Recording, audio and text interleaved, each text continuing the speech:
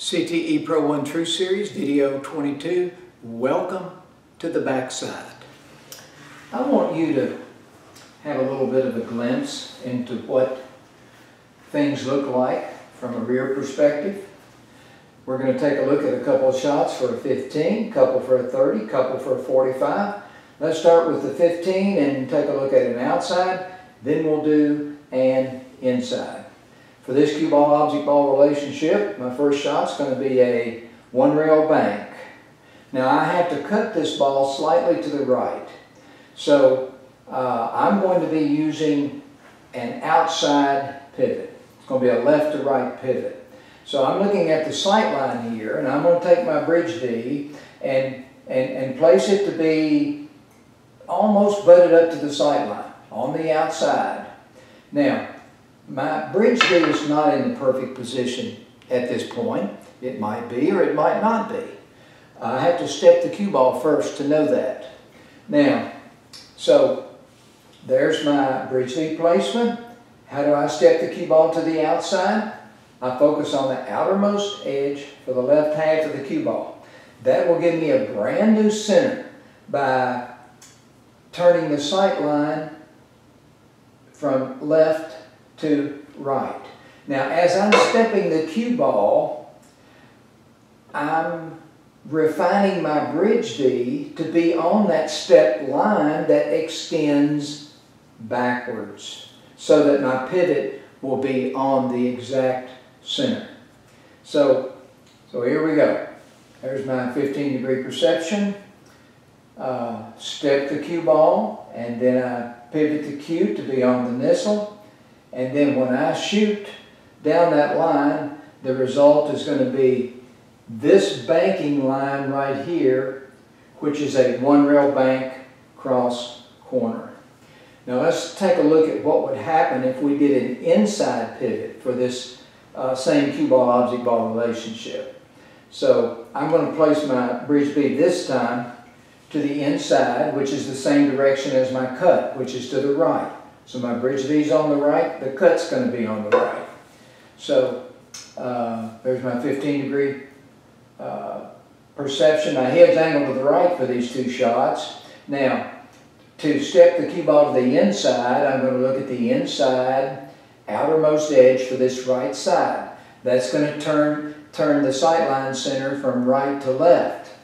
And as I'm stepping the cue ball, my bridge D will be refined to be on that line that extends backwards. Now at first, when you're learning this skill, bridge D placement skill, you will want to look directly at your bridge D from time to time. As you get better, you will see the bridge D peripherally. And then your physical intelligence is also going to assist you for getting your bridge D in the appropriate place so that your ensuing pivot will be at or on the step center. So, inside pivot. Now, okay, everything looks good. So now I pivot, there's my new center. And then when I shoot down the center, I'm going to get a result that is thinner than the first bank. So this shot line is going to be this line right here, which will give me a two rail bank over into this corner. So you see how this cue ball object ball relationship connects with right angles, a one rail bank and a two rail bank. Now let's take a look at the 30. I'm going to adjust our sight line this time. Now this time we're going to be looking at a inside and an outside for a 30. And this time we're going to be doing a left cut. So let's take a look at the inside first. So for an inside 30, my bridge D is going to be placed to the inside. I'm basically going to butt it up very close to the sight line. It's 30-degree perceptual sight line. So now, to step the cue ball to the inside, I need to look at the left outermost edge for the left side of the cue ball. When I do that, I'll get a new left to right center. I want my bridge V to be tweaked to be on that center, so that when I pivot my cue alignment is exactly on the tick that is 90 ticks away from this outermost edge for this side of the ball. So when I do this manual pivot for basic CTE for this shot, then I get a cut shot to the corner. This line right here takes me to that right angle. Now, for this same cue ball object ball relationship, if I do an outside 30, then that means my bridge V is going to go to the outside, opposite the direction of the cut. The cut's still going to be to the left. So I place my bridge V to the outside, then I step the cue ball by peeking at the right outermost edge of the cue ball, which is going to turn the center from right to left. So when I do all that, and then I pivot to the center, I get a banking line represented by this white line here, which is a 3 in the side bank. So CTE represents a never-ending connection of cue ball object ball relationships to right angles by way of using a 15, 30, and 45 degree perception. Let's take a look at a 45 degree perception.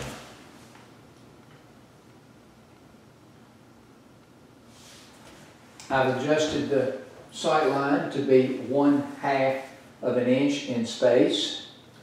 For this 45, let's take a look at an outside first, and we'll do the inside second. So,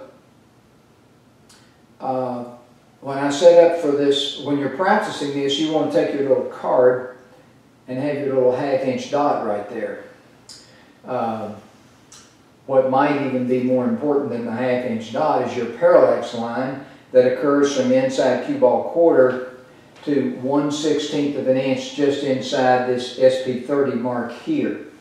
So for your 45, you actually do have 2 lines that are on the object ball. You have your aim line, which is left edge to this 1/16 of an inch adjusted line here, and then your parallax line, which is a 1/16 of an inch in from SP30. The only way that 45 degree perception will look right is to have those lines, each of those lines adjusted by 1/16 of an inch. So we're going to take a look at the 45 outside first. So there's my bridge V to the outside. Step the cue ball by looking at this outermost edge.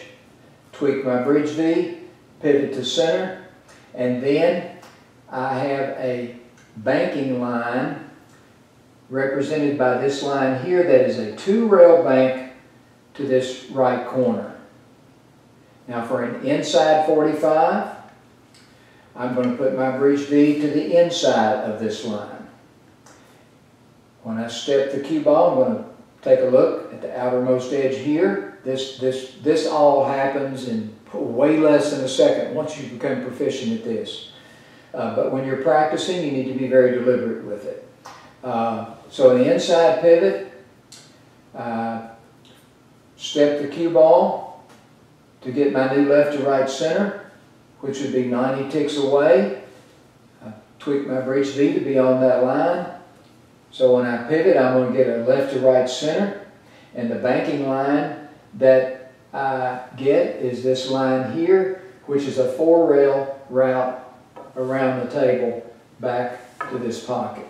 So I decided to do this video because I wanted you to have a little bit of an education from the rear, from the player's perspective.